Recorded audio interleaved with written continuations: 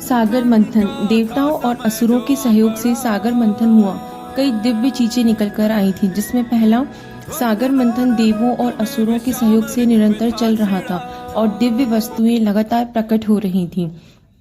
दूसरा, जय हो सुरभि दिव्य गाय, जो दूध और दही की स्रोत है। सागर मंथन से वह दिव्य गाय भी प्रकट हुई थी।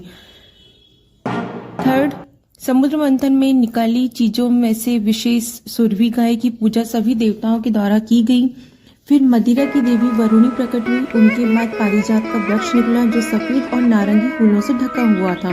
पूरा संसार इन फूलों की सुगंध से भर गया। फिर अप्सराएं हुई। स्वर्ग की सुंदर प्रतिभाशाली कन्याएं प्रकट हुई। फिर चंद्रदेव प्रकट हुए, जिन्हें शिवजी ने तुरंत अपने साथ पर लेकर चले गए थे।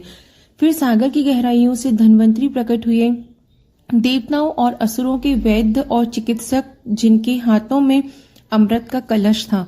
जय हो धन्वंतरी देव, आपने यह अमृत लाए हैं जिसकी हम लंबे समय से प्रतीक्षा कर रहे थे। हे परम वेद, अमृतत्व के इस अमृत को धारण करने के योग्य केवल आप ही हैं। अंततः तरंगों से देवी श्री लक्ष्मी प्रकट हुई। गंगा और पवित्र धाराएं उनको स्नान करा रही थीं और आकाश के हाथी उनके ऊपर जल वर्षा कर रहे थे। विश्वकर्मा दिव्य शिल्पी उन्हें आभूषणों से सजाने लगे थे।